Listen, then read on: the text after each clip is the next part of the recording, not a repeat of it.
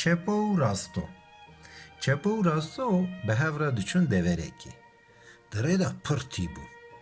Gihan ser bîrekê. Rasto ji çepo re got, dakeve bîrê avê vexwe ji min re jî bîne. Çepo got, çima ez ê dakevim, tu dakeve.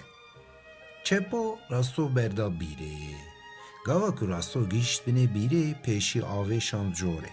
Dûre avê vexwar û bangî çepo kir. Çepo min bikişîne. Çepo vegeran, ez te nakişînim. Rasto kir nekir çepo ew nekişand corê.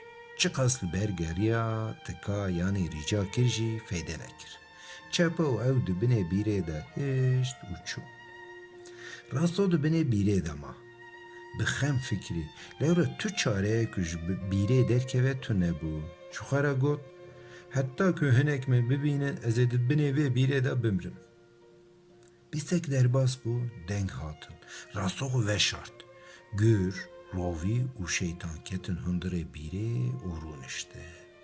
Dest bi sohbetê kirin. Rovî got, kûpek zêrê min heye li pişta gundî. Dibin tehtê de veşartiye. Gurî got, min pêşiya ava ku tê gundî girtiye.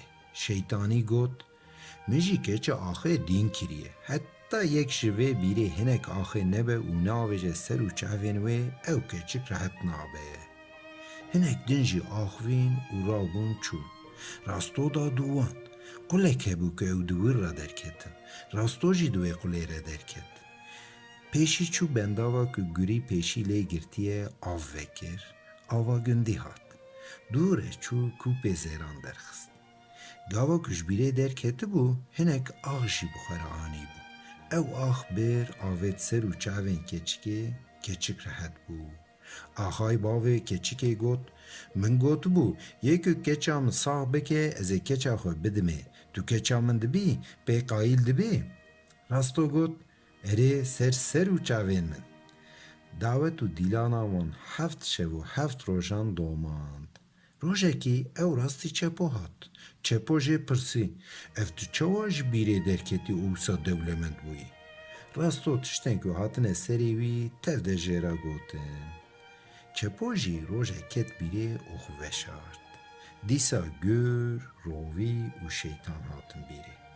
Rovî got, hinekan zêrê min birine. Gurî got, hinekan berê avê vekiriye. Şeytanî got, hûn bawer nakin lê keça axê jî baş bûye.